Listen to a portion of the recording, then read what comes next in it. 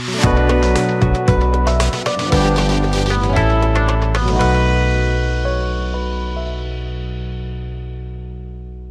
स्वागतम। आज Nifty 200 momentum 30 का जो इंडेक्स फंड है सर, उसके ऊपर एसबीआई वालों ने, जिसका 10 लाख करोड़ से ज़्यादा का एयूएम है, वो एक एनएफओ लेके आ गए हैं सर। आज इसमें केवल यही नहीं देखेंगे कि इनका एनएफओ कब आया, कब बंद हुआ। आज एक बहुत इंपॉर्टेंट चीज़ आपको बताऊंगा। अगर उन चीज़ों को अगर आपने देख लिया तो बहुत आसान हो जाएगा आपको म्यूचुअल फंड में निवेश करना, कब निवेश करना, कैसे निवेश करना, कितना निवेश करना, इसके ऊपर भी आपको एक क्लैरिटी, खास करके इस फंड के ऊपर आपको ज़रूर मिल जाएगा।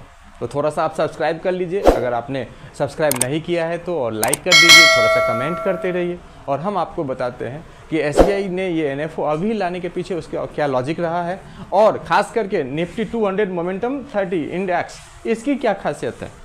शुरू से शुरू करते हैं कि निफ्टी 200 मोमेंटम 30 इंडेक्स फंड की क्या खासियत है। इसकी आपको छोटा सा एग्जाम्पल देता हूँ सर। देश में जितने भी आईआईटी हैं, एनआईआईटी हैं, या आईआईएम है, इंडियन इंस्टीट्यूट ऑफ मैनेजमेंट है, आप ये बताएं कि उनके बच्चे हमेशा अव्वल आते हैं हर जगह। किसी कंपनी में ले लो तो वाइस प्रेसिडेंट लेवल तक जाते हैं। आईआईटी के बच्चे हमेशा टॉप करते हैं हर जगह।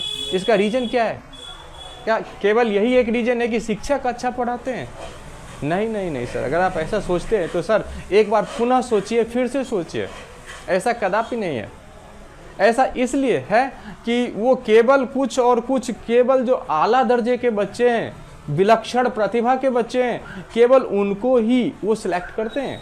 पूरे देश में से इम्तिहान लेते हैं, और जो एकदम आला दर्जे के बच्चे हैं, चाहे एम्स में जो 30-35 बच्चे लिए जाते हैं एमबीबीएस के लिए, चाहे एएफएमसी में जो बच्चे लिए जाते हैं, वो आला दर्जे के बच्चे ही, विलक्षण प्रतिभा के बच्चे ही होते हैं। इस वजह से वो आईआईटी का नाम रोशन करते हैं, आईआईएम का नाम रोशन करते हैं। मेडिकल फील्ड के हैं तो AIIMS, all India institute of medical science, या AFMC, arm force medical science जैसे में वो चुनिंदा बच्चे ही होते हैं जो बचपन से ही पढ़ने में काफ़ी अच्छे होते हैं। एग्जामिनेशन के जरिए वो छंट के उस कॉलेज में दाखिला पा जाते हैं। उन बच्चों को अगर किसी साधारण कॉलेज में भी डाल देंगे तो अच्छा ही करेंगे। मैंने आपको एग्जाम्पल इसलिए दिया है कि एक ऐसा फंड है जो यूं तो मोमेंटम 30 इंडेक्स को कवर करता है, लेकिन फिलॉसफी वही फिलॉसफी यहाँ भी लागू होती है कि Nifty 100 plus Nifty next 100, Nifty 100 and Nifty next 100, अर्थात टोटल 200 कंपनियां हो गई। लार्ज भी आएगी, मिड भी आएगी, थोड़ा स्मॉल भी आ जाएगी, थोड़ा सा, ज़्यादा मेरे ख्याल से नहीं आएगी। तो इसमें निफ्टी 200 में से 30 कंपनी को, जो कि मोमेंटम में है, परफॉर्मेंस कर रहा है, उसी को केवल ये सेलेक्ट करते हैं और तभी तक उसको रहने देते हैं जब तक वो परफॉर्मेंस कर रहा है। परफॉर्मेंस नीचे, टीम से बाहर।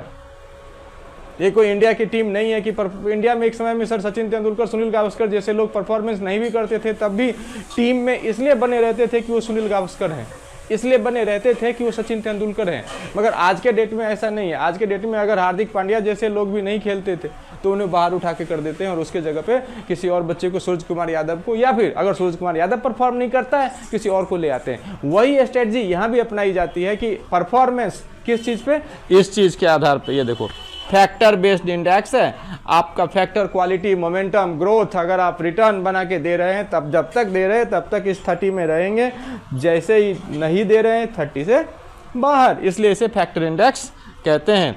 अच्छा, इसमें सर सबसे बड़ी इंपॉर्टेंट और अच्छी चीज़ क्या है कि उन कंपनियों में निवेश का आपको मौका मिलता है जिन कंपनियों में ग्रोथ की अच्छी गुंजाइश रहती है, क्योंकि इसमें हैवी वेट रहता है मिड कैप का। यूँ तो लार्ज कैप का भी थोड़ा बहुत एक्सपोजर रहता है, लेकिन मैक्सिमम इसमें मिड कैप का एक्सपोजर रहता है। ठीक है, अब चूंकि मिड कैप का एक्सपोजर है और हर 6-6 महीने पे इनका सर टेस्ट होता है, हर 6-6 महीने पे रीबैलेंसिंग होती है। ये देखते हैं कि किसका मोमेंटम स्कोर टॉप 30 में आ रहा है, किसका मोमेंटम स्कोर टॉप 30 से हट गया, उस कंपनी को हटा देते हैं, दूसरे कंपनी को ले आते हैं।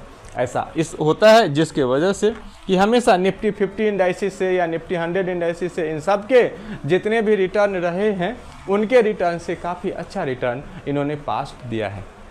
कहाँ से चेक करते हैं इसको चेक करने के लिए निफ्टी 200 मोमेंटम 30 का इंडाइसिस जो बना था ईयर 2000 में, कब बेस ईयर कब से लिया गया, माफ़ कीजिएगा, बेस ईयर लिया गया ईयर 2000 को, और ये 2005 में बना था, और वहाँ से सब इन्होंने चेक किया तो एक बेहतरीन चीज़ इसको इनमें इस खास करके इस फंड में नज़र आया। वो क्या नज़र आया, वो इन्होंने देखा कि सिंस इंसेप्शन इसने तो भाई बीट कर दिया निफ्टी 50 को भी, लगभग 20% का रिटर्न बना के दिया है इसने।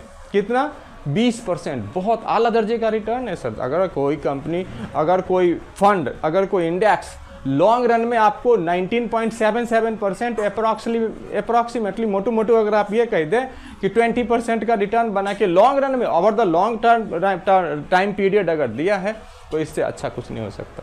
बहुत सुंदर है कि 20% का रिटर्न लॉन्ग रन में इन्होंने बना के दिया है सर, है ना। क्यों, एक रीजन और है, डूज एंड डोंट्स में ये मार्केट कैप को आधार बनाते ही नहीं, जबकि 90% fund free float market capitalization के बेसिस पे फंड एलोकेट करती है, ये वैसा करते ही नहीं है। केवल आईटी सेक्टर में, एफएमसीजी में, कंज्यूमर में, जिसमें भी लगाना हो, बैंकिंग में, तो ये केवल बीटा, स्मार्ट बीटा स्ट्रैटेजी को ही ये अपनाते हैं। रिजल्ट आपके सामने है, और इसके वजह से इनका हायर टर्नओवर भी रहता है। हाँ, थोड़ा सा एक बात तो है, पी रेशियो बहुत हाई रहता है, इसके शेयर महंगे होते हैं, 39-40 के आसपास पी रेशियो चलता है सर।